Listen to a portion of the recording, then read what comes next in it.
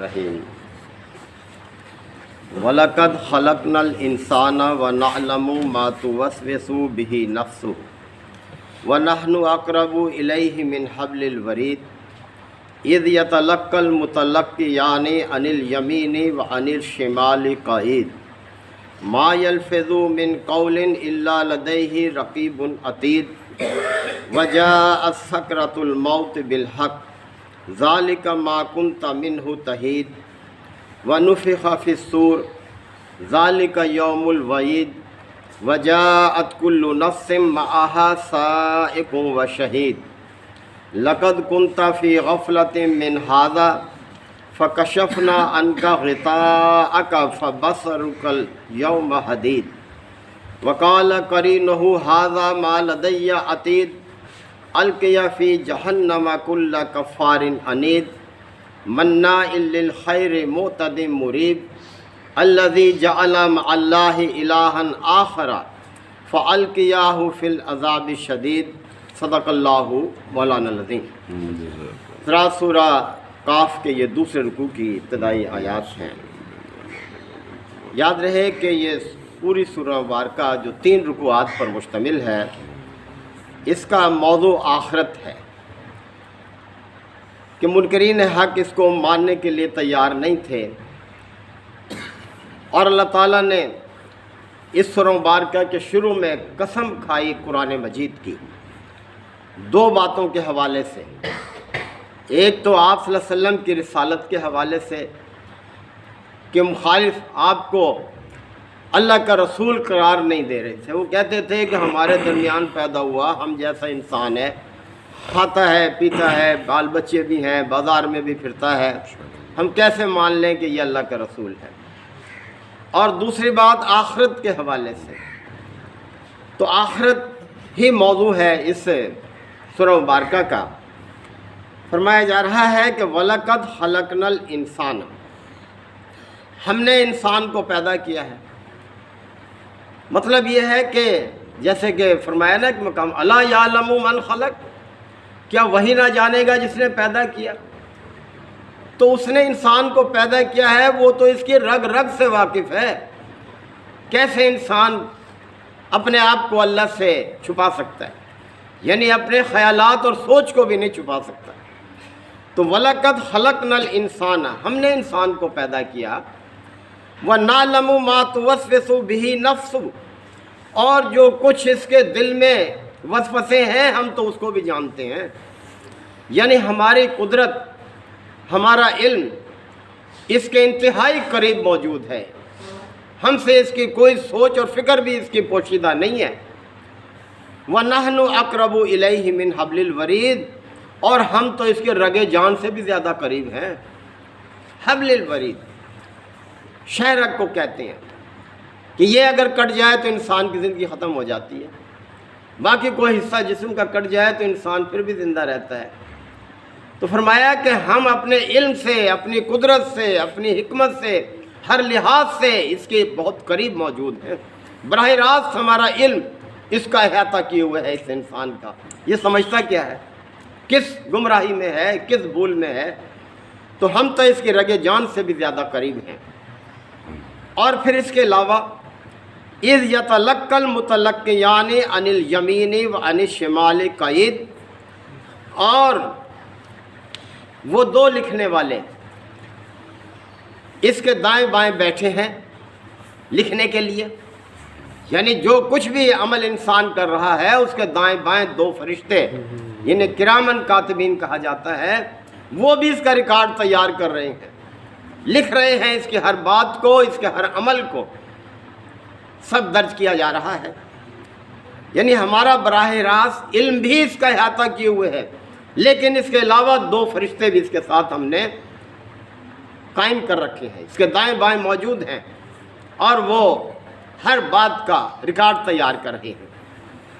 ما یلفظ من قول، کوئی لفظ ایسا نہیں ہے جو زبان سے نکلتا ہو، الا لدیہ رقیب عتید، کہ جسے محفوظ کرنے والے نگہبان موجود نہ ہو۔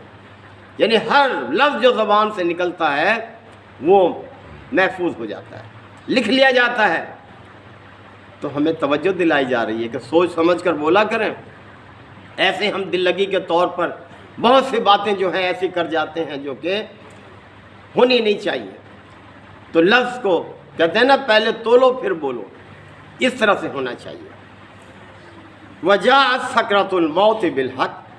اب دیکھیں، اب یہ کلمات اللہ تعالیٰ نے ماضی میں استعمال کیے ہیں، حالانکہ یہ ہونے والا ہے مستقبل میں. یہ انداز ہم بھی اختیار کرتے ہیں، یعنی جو بات بالکل یقینی ہو، اٹل ہو جائے، ہم ایسے بولتے ہیں جیسے ماضی میں ہو گیا. یہ ابھی ہونا ہوتا ہے مستقبل میں. جیسے ہم اپنے کسی ساتھی سے کہتے ہیں بھائی میرا یہ کام ہے، یہ بڑی پریشانی میں ہوں، میرا یہ کام تم ذرا مدد کرو، اور وہ ہمیں کہے کہ یار یہ تو ہو گیا، بس سمجھ لے، بس یعنی یہ ہونا ہے ابھی ہے، لیکن وہ کہتا ہے کہ بس یہ سمجھ لے کہ یہ تو ہو گیا. تو اس طرح سے اس انداز میں اللہ تعالیٰ نے کلمات استعمال کیے ہیں آگے ان آیات میں. فرمایا وجاءت سکرۃ الموت بالحق، اور موت کی جان کنی بھی حق لے کر آ گئی. یعنی جب انسان اس دنیا سے رخصت ہو رہا ہوتا ہے، جب روح اس کے جسم سے نکالی جا رہی ہوتی ہے، تو جب موت کی جان کنی حق لے کر آ گئی، حق سے مراد آخرت کا پیغام لے کر آ گئی کہ جب انسان کے جسم سے روح نکلتی ہے تو وہ دوسرے جہان کی حقیقتیں اس پر کھلنے لگتی ہیں، آغاز ہو جاتا ہے پھر اس کا. پھر وہ اپنی آنکھوں سے دیکھ رہا ہوتا ہے ان چیزوں کو جس کا وہ انکار کر رہا تھا. پہلے اس کو یقین دلایا جاتا تھا لیکن وہ ماننے کے لیے تیار نہیں ہوتا تھا. تو اللہ تعالیٰ نے فرمایا وجاءت سکرۃ الموت بالحق، اور وہ جاں کنی کا لمحہ بھی حق لے کر آ گیا. ذالک ما کنت منہ تحید، یہ وہی چیز ہے جس سے تو انکار کر، جس سے تو دور بھاگتا تھا، ماننے کے لیے تیار نہیں ہوتا تھا. اب دیکھ جیسے روح نکل رہی ہے، آخرت واضح ہو رہی ہے، اس کی حقیقتیں واضح ہو رہی ہیں. اب وہ دیکھتا ہے کہ اب میں ایک صالح انسان کی حیثیت سے داخل ہو رہا ہوں اس دور میں، یا ایک بدبخت انسان کی حیثیت سے داخل ہو رہا ہوں اس دور میں. اے کاش اس وقت کے آنے سے پہلے انسان اپنی اصلاح کر لے. وَنُفِخَ فِي الصُّورِ، اور پھر سور پھونک دیا گیا. اب دیکھیں ماضی کے صیغے میں استعمال کیا ہے، لیکن ابھی یہ کام ہونا ہے آگے. وَنُفِخَ فِي الصُّورِ، اور سور پھونک دیا گیا. ذَلِكَ يَوْمُ الْوَعِيدِ، یہ وہی دن ہے جس سے تجھے خبردار کیا جاتا تھا، جس کی وعید تجھے سنائی جاتی تھی، اور تم ماننے کے لیے تیار نہیں ہوتا تھا کہ بھلا کیسے ممکن ہے کہ جب ہم مٹی ہو جائیں گے، خاک ہو جائیں گے، پھر دوبارہ کھڑے ہوں گے. تو اس وقت پھر یہ کہا جائے گا کہ یہ وہی دن ہے جس سے تجھے خبردار کیا گیا تھا، جس سے تجھے ڈرایا گیا تھا. وجاءت کل نفس، اور ہر شخص اس حالت میں آ گیا، یعنی اس حالت میں حاضر ہو گیا اپنے رب کے سامنے. معہا سائق و شہید، کہ اس کے ساتھ ایک ہانکنے والا ہے اور ایک گواہی دینے والا ہے. مفسرین لکھتے ہیں یہ وہی دو فرشتے ہیں. ہانکنے والا وہ جو بائیں طرف بیٹھا ہے، اور گواہ وہ جو دائیں طرف بیٹھا ہے، جو نامہ اعمال اللہ کے سامنے رکھ دے گا کہ اللہ یہ رہا اس کا حساب کتاب، اور یہ رہا وہ بندہ جو میرے سپرد کیا گیا تھا، ہمارے سپرد تھا، اب یہ آ گیا. تو فرمایا وجاءت کل نفس معہا سائق و شہید، اور ہر شخص آ گیا اس کیفیت میں حاضر ہو گیا کہ اس کے ساتھ ایک ہانکنے والا اور ایک گواہی دینے والا. لقد کنت فی غفلۃ من ھذا، تو اس کے بارے میں بڑی غفلت میں پڑا ہوا تھا، ماننے کے لیے تیار نہیں تھا اس دن کو. فکشفنا عنک غطاءک، اور ہم نے وہ پردہ ہٹا دیا جو تیری آنکھوں کے سامنے پڑا ہوا تھا. اب تو سب کچھ دیکھ رہا ہے، اور جب تو یہ خبر دی گئی تھی تو تم ماننے کے لیے تیار نہیں تھا، فلسفے بگاڑتا تھا کہ کیسے ممکن ہے مٹی ہو جائیں گے، ہڈیاں بھی گل جائیں گی اور دوبارہ حاضر ہوں گے. فَبَصَرُكَ الْيَوْمَ حَدِيدٌ، اور آج تیری نگاہ بڑی تیز ہے، اب تو سب کچھ تجھے دکھائی دے رہا ہے، اب کر انکار کیسے کرتا ہے. وَقَالَ قَرِينُهُ، اور پھر اس کا ساتھی کہے گا. یہاں بھی مفسرین نے ساتھی سے مراد وہی فرشتہ لیا ہے جو نامہ اعمال لے کر حاضر ہوگا، یعنی وہی جو اس کے کندھے پر بیٹھنے والا دائیں طرف جو بیٹھا ہے وہ نامہ اعمال ساتھ لائے گا اور اس کے لیے کہے گا.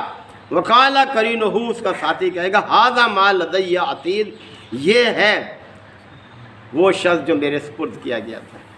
یعنی حاضر ہے اے پروردگار تیرے سامنے، القیہا فی جہنم، تو اللہ تعالیٰ فرمائے گا پھینک دو جہنم میں۔ دیکھیں، القیہ فی جہنم کل کفار عنید، ہر کافر کو اور عنید کو، یعنی اناد رکھنے والے کو، دشمن حق کو پھینک دو جہنم میں۔ مناع للخیر، جو خیر سے روکنے والا تھا، بھلائی سے روکنے والا تھا، یعنی یہ کردار تھا اس کا دنیا کے اندر۔